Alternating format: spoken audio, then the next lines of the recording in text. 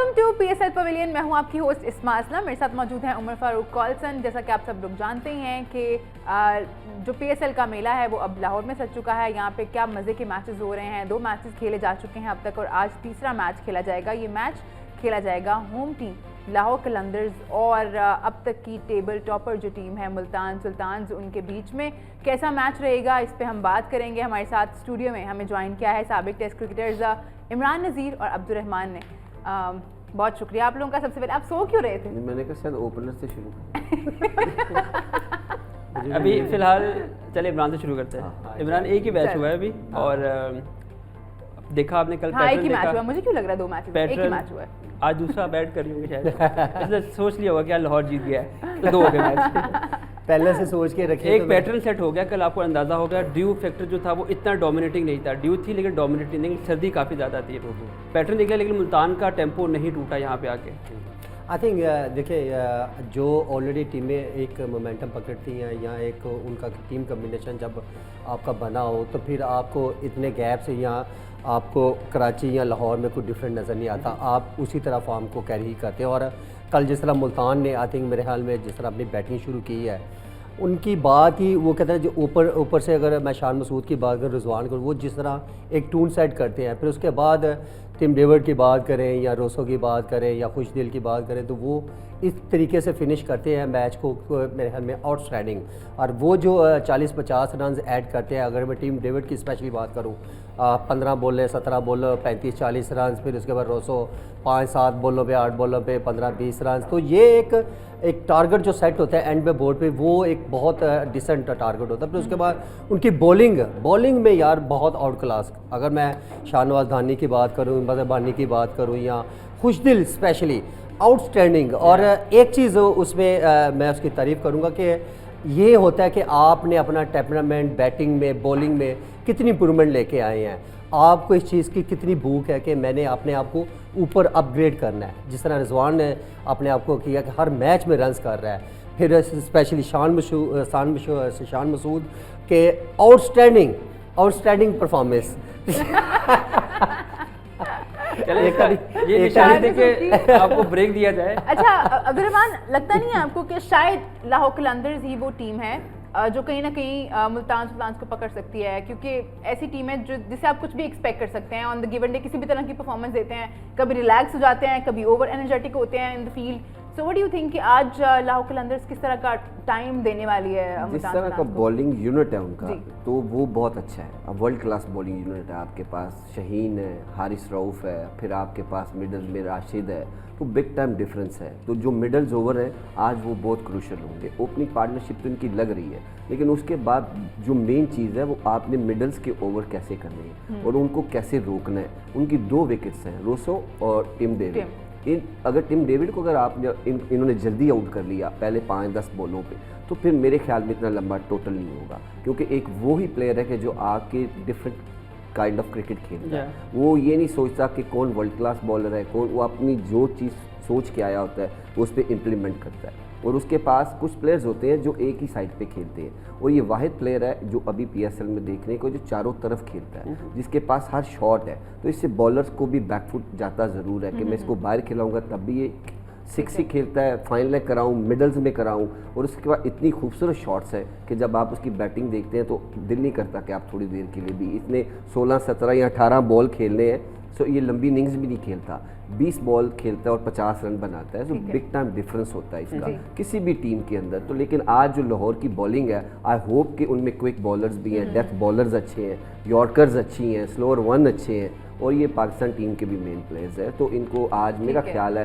कि bowling unit अच्छी है तो ये पकड़ सकते हैं। अरसलान जावेद हमारे साथ मौजूद हैं, उनसे बात करना चाहूँगी मैं। अरसलान, सबसे पहले तो ये बताइए कि जो क्राउड है वो जिस तरह से एक्सपेक्ट किया जा रहा था कि 2 साल के बाद PSL लाहौर में आई है और लोग बड़े बेचैन हैं, आपको तो पता ही है कितने लोग टिकट्स के लिए कॉल करते हैं, लेकिन फिर भी लोग ग्राउंड में क्यों नहीं दिखे? इसकी क्या रीज़न नज़र आती है आपको? अरसलान, आप मुझे सुन पा रहे हैं? जी बिल्कुल आवाज़ आ रही है। जी अरसलान, मैं ये जानना चाह रही थी कि क्राउड कल हमें दिखा नहीं है। 2 साल के बाद PSL लाहौर आई थी और जिस तरह से लोग एक्साइटेड होते हैं PSL को लेके, उतना क्राउड हमें नहीं दिखा। हालांकि लोग कॉल कर रहे होते हैं कि टिकट दिलवा दें, टिकट दे दें, लेकिन रीज़न क्या नज़र आती है आपको कि लोग ग्राउंड में नहीं थे कल?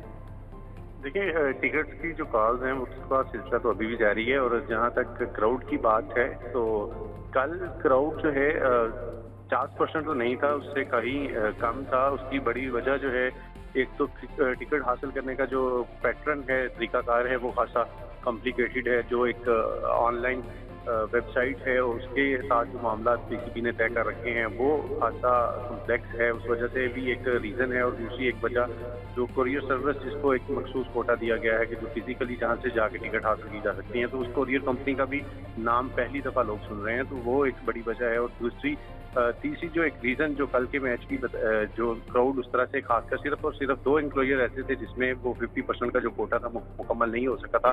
बाकी फिर भी कहीं ना कहीं मैच के आखिर तक मुकम्मल हो गया था। इमरान खान एंक्लोजर और फजल महमूद एंक्लोजर में लोग नहीं पहुंच सके थे। उसमें एक और बड़ी वजह जो है वो स्टेडियम तक पहुंचने के लिए एक पैदल जो सफ़र है वो खासा तवील है। उसके दौरान 3 से 4 जगहों पर चेकिंग का जो एक सिलसिला है वो करवाना पड़ता है, तो ये भी एक बड़ी वजह है। बहुत शुक्रिया अरसलान, हमें सूरत हाल से आगाह कर रहे थे। ज़ाहिर है सिक्योरिटी लेयर से गुजरना पड़ता है, आपको टिकट लेने में मसाइल हैं। जैसे जैसे मुझे लगता है ये चीज़ें आसानी की तरफ जाएंगी तो हमें क्राउड भी ज़्यादा नज़र आएगा। एक छोटा सा ब्रेक ले रहे हैं, उसके बाद वापस आएंगे तो गुफ्तगू का आगाज़ दोबारा से करेंगे।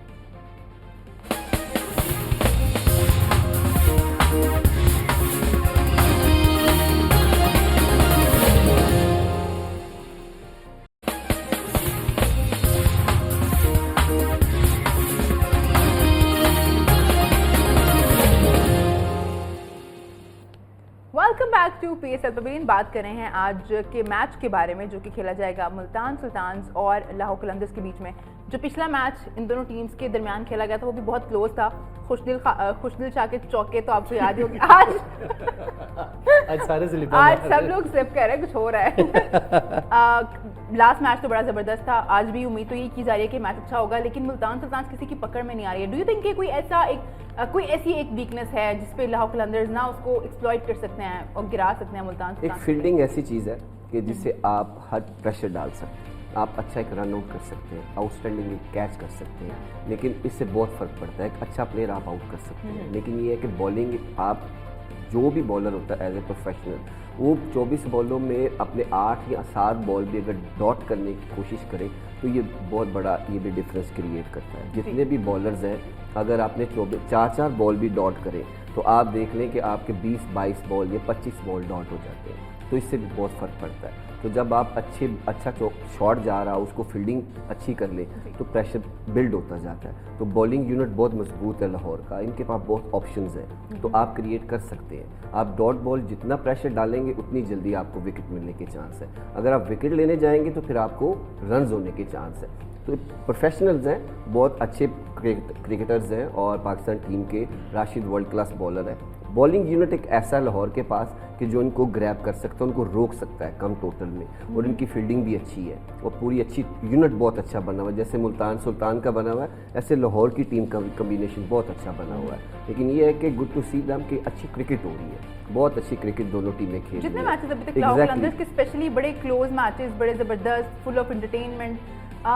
राशिद खान जो है वो 20 तक अवेलेबल हैं लाहौर कलंदर्स को। उसके बाद ज़ाहिर उनको अपनी नेशनल ड्यूटी पे जाना है, अफगानिस्तान को बांग्लादेश के साथ खेलना है, और उसके बाद Fawad Ahmed as a replacement आएंगे राशिद खान के। व्हाट डू यू थिंक कि वो कितना इफेक्ट करेगा लाहौर कलंदर्स? अगर राशिद खान चाहता है तो आई थिंक मेरा फवाद ऑलरेडी इतना एक्सपीरियंस है, और जितनी उसने लीग्स खेली हैं वो मच्योर है और उसको आइडिया है। वो नो डाउट के उसमें उतनी डेप्थ नहीं है जैसे राशिद खान। बीच में ब्रेक भी जिस तरह होता है उसको उतना शायद ब्रेक ना होता हो, लेकिन वो जिस लाइन और लेंथ के साथ बॉलिंग करते हैं, स्पेशली उसका अगर मैं फास्टेस्ट बॉल चेक करूँ या गूगली चेक करूँ तो वो बहुत एक्स्ट्रा ऑर्डिनरी है। वो भी आके रन्स कंटेन करता है। अगर मैं स्पेशली बात करूँ खुशदिल शाह की, कि वो आके जिस लूप में बॉल छोड़ रहा है वो इमरान ताहिर का पार्टनर बना हुआ है। इमरान ताहिर के साथ जिस तरह वो बॉलिंग करता है वो बड़ा एक वो अच्छी पार्टनरशिप उन दोनों की, और आके जिस तरह वो आउट करता है, इवन कि इमरान ताहिर एक टाइम बॉलिंग कर रहा होता है तो वो उसको आउट नहीं वो करता है, लेकिन खुशदिल शाह आके आउट करते हैं, उसमें चार्ज करते हैं।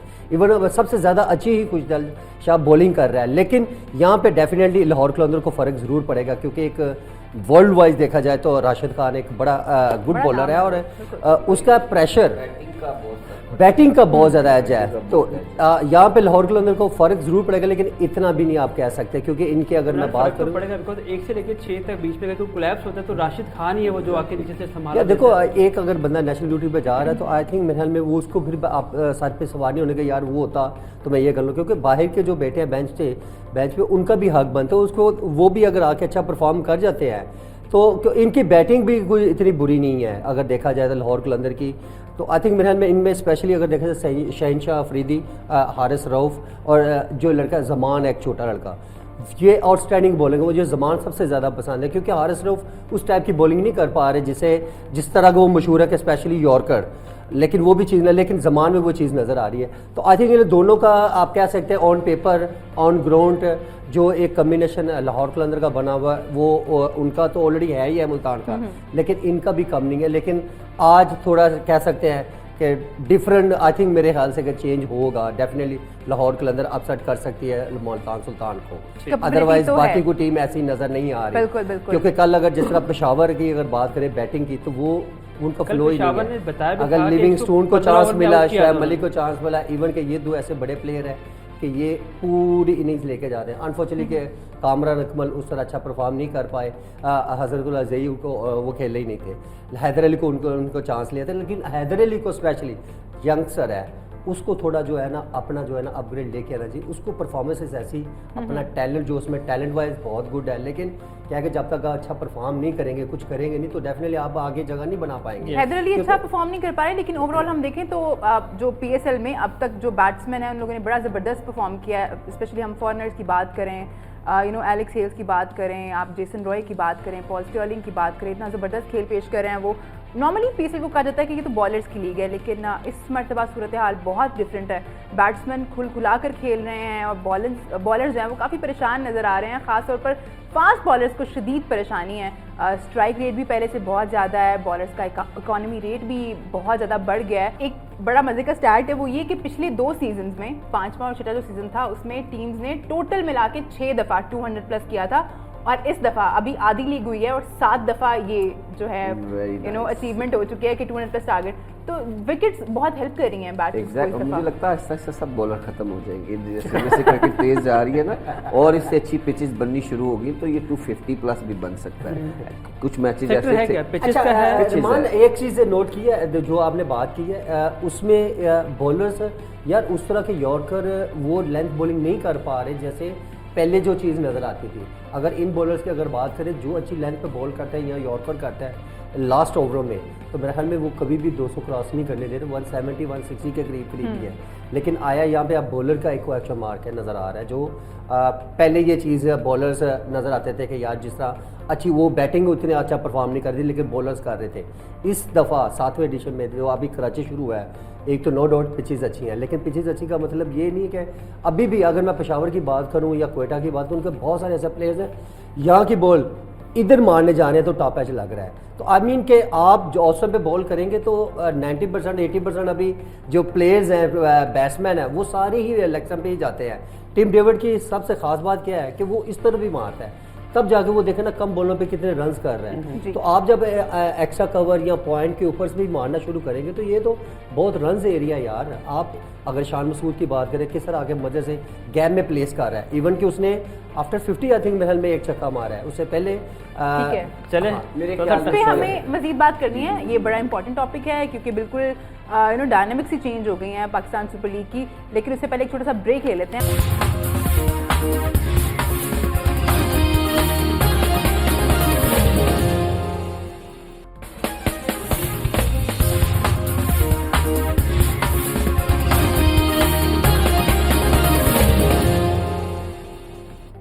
Welcome back to PSL pavilion. Break पे जाने से पहले हम बात कर रहे थे जो रन्स का अंबार लग रहा है इस साल पीएसएल में, डायनामिक्स बिल्कुल चेंज हो गई हैं। अगर हम स्ट्राइक रेट की बात करें बैटर्स का तो वो इतना ज़्यादा है कि इतना आईपीएल और बिग बैश में भी देखने को नहीं आता है। क्रिकेट बहुत ज़्यादा हो गई है और आपके पास जितने भी एनालिस्ट हैं बहुत सारे लोग आपके साथ काम करते हैं, जितने भी बॉलर्स की वैरायटीज़ है उनको वो बड़ा स्लोली दिखाते हैं तो आहिस्ता आहिस्ता कैसे पिक की जाती है। और हर टीम के पास अच्छे अच्छे बॉलर्स हैं, उनके पास अपनी अपनी वैरायटीज़ है। जब वो प्रैक्टिस करते हैं अगेंस्ट एक दूसरे के तो वे बहुत सारी चीज़ें वर्कआउट करते हैं आपस में भी। तो पिचेस भी बहुत डिफरेंट हो गई हैं, पिचेस बहुत बैटिंग को सूट करती हैं। यॉर्कर्स का अब हम पहले बात कर रहे थे, अब कुछ चीज़ें हैं कि बैट्समैन उसको फुल टॉस बना देते हैं, बहुत सारी ऑप्शंस आ गई हैं। कोई फाइन लेग खेल देता है, कोई सर के ऊपर से खेल देता है, कोई उल्टा होकर खेल देता है। इतनी सारी ऑप्शंस आ गई हैं, शॉट सिलेक्शन इतनी हो गई है कि बॉलर्स किस जगह पे बॉल करें। पिचेस बैटिंग बहुत सूटेबल है, आपकी जितनी भी वैराइटीज़ हैं वो पिक हो जाती हैं। अगर 2 ओवर आपने अच्छे किए हैं, 10 रन दिए हैं, और ये 3 ओवर में आपने 20 रन दिए हैं, तो 1 ओवर 20 का लगता है तो आप 40 रन पे पहुंच जाते हैं। तो ये बहुत सारी चीज़ें हैं कि जिसकी वजह से स्ट्राइक रेट बहुत ऊपर चला गया है। और क्रिकेट में होता भी ऐसे ही है कि डे बाय डे आप जब देखें पूरी दुनिया में लीग्स हो रही हैं, पूरी दुनिया में सीरीज़ होती हैं, हर प्लेयर टच आ रहा है, हर प्लेयर अपने मुल्क से खेलता हुआ आ रहा है, मुल्क से नहीं खेलता कहीं लीग खेल रहा है। तो इतनी इतनी अच्छी पिचेज़ हैं, जब आप स्टेट में वहाँ से खेल के यहाँ आते हैं तो वर्ल्ड क्लास बॉलर्स, हर एक की पेस भी अच्छी है, वेरिएशन भी अच्छी है, हर एक ने अपना अपना प्लान किया हुआ है, कोचेज़ ने अलग प्लान दिया हुआ है कि इस बॉलर्स को ऐसे खेलना है, इस बॉलर्स की ये वैराइटीज़ है। गुगली रीड अच्छी करनी शुरू हो गई है प्लेयर्स, जो पहले गुगली रीड नहीं होती थी। फॉरनर प्लेयर से गुगली, इवन स्पिन भी इतना अच्छा, टर्न इतना अच्छा नहीं खेलते थे जितना अब वो खेलते हैं। अब तो गुगली को भी इतने आसान से वो मैनेज कर लेते हैं और रीड कर लेते हैं कि ये मिड विकेट ही खेलनी है, एक्स्ट्रा कवर नहीं खेलते। तो बहुत सारी चीज़ें कि जो क्रिकेट में बहुत हाई हो गई हैं। अब हमारा राउंड है रैपिड फायर, जो कि शुरुआत करेंगे उसकी। आज आप नहीं कही, मेरी अम्मी को बहुत पसंद है। बस एक भी नहीं कहा था मैंने। चले आज देखते हैं। 2 दफ़ा। आज टेस्ट है जी आपका जी। मुल्तान सुल्तान और पेशावर ज़ल्मी के दरमियान अभी तक 10 मैच हुए हैं। हेड टू हेड रिकॉर्ड जो है दोनों का किसका ज़्यादा है? मुल्तान सुल्तान और लाहौर, पेशावर। आई थिंक पेशावर का 3 जीता है, मुल्तान 7 जीता हुआ है। पेशावर ही का है। आपने पेशावर नीचे है वो हेड टू हेड रिकॉर्ड। अच्छा, चले अगला सवाल, लियाकत अली खान को किस शहर में शहीद किया गया? सर मेरी बात सुनो, ये हम क्रिकेट पे शो करते हैं बिल्कुल। हाँ, और इतना नॉलेज नहीं है या इतनी बुक्स कोई इतना मुतालिया नहीं किया कि ऐसे सब। हाँ। चले तो वर्ल्ड फुटबॉल का ऑप्शन है 1975 चलो। का क्रिकेट वर्ल्ड कप किस मुल्क में जीता? किस मुल्क में जीता? किस मुल्क ने जीता? 75 I thought New Zealand. You thought? फिर सोचें। Option West Indies, Australia, Pakistan. West Indies. Okay. Australia one day cricket में कितने वर्ल्ड कप जीत चुका है अब तक? 2 फिर एक और चांस देते हैं। 2 या 3 4।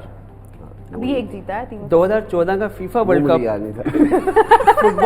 फुटबॉल में 2014 का वर्ल्ड कप पूरा हो गया। चले अब हम पूछेंगे इमरान नज़ीर से, पीएसएल जो कि पिछले साल का जो फाइनल था वो किन 2 टीम्स के दरमियान खेला गया था? लाहौर, मुल्तान और Peshawar.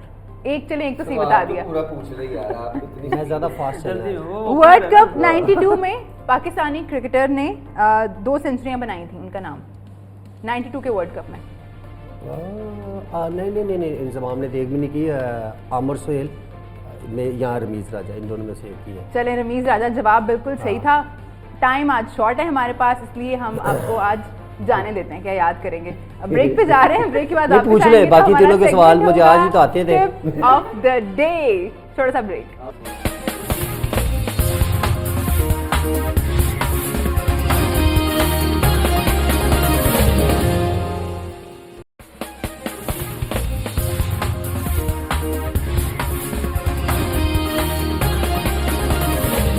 Welcome back to PSL pavilion. और अब हमारा वो सेगमेंट जिसका नाम है टिप्स ऑफ द डे, जिसकी शुरुआत आज मैं करने दूंगी उमर को। बिल्कुल, बहुत शुक्रिया आपका। आज हम बेसिकली बात ये करेंगे कि नॉर्मली जो टॉस पे कप्तान आता है तो वो डिसाइड करता है पहले बैटिंग या बॉलिंग करें। वो किन फैक्टर्स को देख के डिसाइड करता है कि पहले उसको बैटिंग या बॉलिंग करनी है? कैप्टन के अलावा पूरी मैनेजमेंट भी पहले डिसाइड करती है। वो पिच पे सारे जाते हैं, कप्तान जाता है, वाइस कप्तान को भी लेके जाते हैं, कोच जाता है। तो एवरीवन लुक एट कि क्या पिच में मॉइस्चर तो नहीं है। स्पेशली T20 में इतना मॉइस्चर नहीं होता क्योंकि वो बैटिंग ट्रैक बनाना होता है, उसको बिल्कुल फ्लैट बनाना होता है जो बैटिंग के फेवर में जाए। इंटरटेनमेंट होती है क्योंकि ज़्यादा बाउंड्रीज लगेंगी। तो बेसिकली होता है कि पिच को रीड इतना मुश्किल नहीं है T20 क्रिकेट में, ज़्यादा मुश्किल है टेस्ट क्रिकेट के लिए और ओडीआई के लिए। टॉस पर T20 में कैसे डिसाइड किया जाता है? वो आप अपनी बॉलिंग की स्ट्रेंथ देख के करते हैं। ड्यू फैक्टर भी इन्वॉल्व होता है उसमें? एग्जैक्टली, उसमें ड्यू फैक्टर भी होता है और आपकी बॉलिंग स्ट्रेंथ भी होती है। आपने बहुत सारी चीज़ें उसमें आपके जेहन में चल रही होती हैं।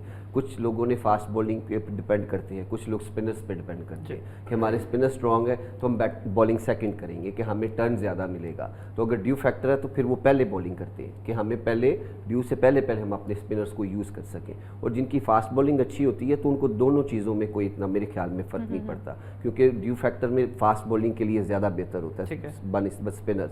तो ये बहुत सारी चीज़ें होती हैं कि जो आपको पिच पे जाके पता चलती हैं। यानी स्ट्रेंथ पे बेसिकली डिसाइड करता है कि हमें क्या करना है। एग्जैक्टली, मेन चीज़ है स्ट्रेंथ, जो आप अपनी स्ट्रेंथ को देख के आप डिसाइड करते हैं कि हमें ये करना चाहिए। पिच पे वापस से दबाएंगे कि हमने देखा ऑस्ट्रेलिया में पिचेस हार्ड होती हैं, इंग्लैंड में पिचेस हमें पता है ग्रास वहाँ ज़्यादा होता है, साउथ अफ्रीका में बहुत हार्ड होती है, वहाँ बॉल स्विंग भी होती है, पाकिस्तान में थोड़ी स्लगिश पिचेस होती है लेकिन अच्छी होती है, फ्रेंडली होती है, बांग्लादेश में जाओ, श्रीलंका में जाओ थोड़ा पिच बॉल लो रहता है। तो एज अ बैट्समैन और एज अ बॉलर टॉस जीत के बेसिकली ये मुझे थोड़ा हमें बताएं देखने वालों को कि ये फैक्टर किसको आप कंसिडर करते हैं कि पहले क्या करना चाहिए? देखिए उमर, पिचेस तो खैर जब रीड करते हैं तो बहुत सारे आपके माइंड में सवाल आते हैं, और पहले आप देखते हैं कि यार आया कि पिच में मॉइस्चर नहीं है, और फिर उसके बाद आप क्रैक चेक करते हैं कि यार ये कितना हार्ड है, और ये अगर इतने ओवर्स के बाद क्रैक कब खुलना शुरू होंगे और उस पर ब्रेक मिलेगा। ठीक है, एक तो ये मॉइस्चर हो तो आपको बॉलिंग करनी है। बिल्कुल डेफिनेटली है, आप जब टॉस जीते तो फिर आपकी बॉलिंग ही बनती है, क्योंकि उसमें मॉइस्चर में आपका वो उतना अच्छा बॉल मिडल नहीं होगा जितना आपको सेकंड टाइम, ताकि थोड़ा फिर आपको जब टाइम मिलता है उस पर जब धूप लगती है, जब उस पर ओवर गिरते हैं, फिर उस पर हार्डनेस आ जाती है, वो मॉइस्चर जो है वो ऑटोमेटिकली ख़त्म होता जाता है। फिर सेकंड जब बैठेंगे तब आपको बड़ा इजीली आप मैनेज कर सकते हैं। फिर उसके बाद आप जब हल्का सा घास हो तो फिर आपको एक चीज़ नोट करनी चाहिए कि यार आईएस पे घास है और मॉइस्चर भी डेफिनेटली होगा, लेकिन क्या अगर हम टेस्ट क्रिकेट की बात करें तो क्या होता है कि आप लोग पहले बैटिंग करते हैं, फिर आपको सेकंड टाइम आप रूल भी ले सकते हैं, उसमें आपको बहुत ज़्यादा फ़ायदा है। फिर आजकल की जो क्रिकेट है, स्पेशली अगर T20 की अगर बात करें तो उसमें सिर्फ आपने एक चीज़ चेक करनी है कि आया ये इसमें हार्डनेस कितनी है, इस पिच में इतने क्रैक हैं, बाउंस कितना है, और उसके बाद क्रैक कौन से हैं जो 10, 12, 15 ओवर तक बहुत सारी ऐसी पिचेज हैं क्योंकि बॉलर्स बॉल करते हैं। आपको पता है, आपने देखा होगा कि वो जब रनिंग में जाते हैं तो स्पाइक्स पिच के अंदर लगते हैं, तो उससे भी बॉलर्स को बहुत ज़्यादा फ़ायदा होता है। एक इनिंग्स के बाद फिर जब आपके पास थोड़ा सा हार्डनेस आती है या क्रैक खुलते हैं, फिर स्पिनर्स को बहुत ज़्यादा फायदा है। का इशू होता है डेफिनेटली, जब सीम क्रैक पे लगती है तो उस पर बहुत ज़्यादा ब्रेक आपको मिलता है, शार्प ब्रेक मिलता है। तो ये चीज़ें आई थिंक मेरे ख्याल में पिच का रीड करने वाला हमारी क्रिकेट में देखा जाए तो बहुत कम ऐसे प्लेयर्स हैं। अभी इससे पहले भी हम लोग एक बात कर रहे थे, बड़ी अच्छी पिच रीड कर लेते हैं। बिल्कुल, नो डाउट। रीड देखो, रीड आपने क्या चीज़ें करनी, 2 से 3 चीज़ें करनी है। यहाँ आपने देखना मॉइस्चर कितना है और कितनी देर में ये ख़त्म होगा, फिर उसके बाद आपने क्रैक देखनी है, फिर उसके बाद बाउंस देखना है। बहुत सारी ऐसी चीज़ें हैं पिच में नज़र आ रही है कि यार इसमें बाउंस बहुत सारी ना, वो कहते हैं ना फ्लैट पिच नज़र आ रहा है, लेकिन उसमें लो बाउंस होता है, वो उतना ज़्यादा बाउंस नहीं आएगा। समटाइम ऐसा होता है कि बिल्कुल आपका हल्का मॉइस्चर है, उसमें बाउंस ज़्यादा मिलता है। तो ये चीज़ें हैं। बल्कि हमारे जैसे आपने मिसबा ने कहा, मिसबा नो डाउट बहुत अच्छी पिच रेट करता था। उससे पहले अगर देखा जाए तो वसीम भाई बहुत अच्छी पिच रेट करते थे। उसके बाद 99 का वर्ल्ड कप का फाइनल याद है। अभी मैं जानना ही चाहूँगी कि जो मॉइस्चर वाली पिच होती है, मॉइस्चराइज होती है, और जो ड्राई होती है, उसमें बॉलर्स कैसे एडवांटेज ले सकते हैं? बॉलर को एडवांटेज है जब आप पिच नरम है, उसमें सॉफ्टनेस है, तो उससे बॉल स्टक होता है और प्रॉपर बैट पे नहीं आता। तो जब वो ड्राई हो जाती है तो सेकंड बैटिंग में वो बहुत अच्छा प्ले करती है, तो उसमें बहुत फ़र्क आ जाता है। और धूप में होता है, रोल भी हो जाता है उस पर, तो फर्स्ट बॉलिंग का बहुत एज होता है। चाहे वो 4 डे टेस्ट क्रिकेट हो, T20 हो, ODI हो, तो आपको नए बॉल पे चांस है कि आपको 2-3 विकेटें अर्ली ऑन मिल जाती हैं। तो वो फिर गेम के लिए बहुत अच्छी होती है कि अर्ली ऑन नए बॉल पे आपको विकेटें चाहिए। वही नया बॉल गेम को चेंज करता है। अगर सरफेस हार्ड होगा तो आपके 70-80 रन लगते हैं, अगर वही सॉफ्ट होगा तो आप 40-50 के पहले भी और 2-3 विकेटें भी गिर जाती हैं। बिग टाइम डिफरेंस होता है उसमें। ठीक है जी, प्रोग्राम का टाइम खत्म हो गया है। हमारी आपसे मुलाकात होगी after the match which is 12:15 AM। अपना बहुत ख्याल रखिए और देखते रहिए न्यू न्यूज़।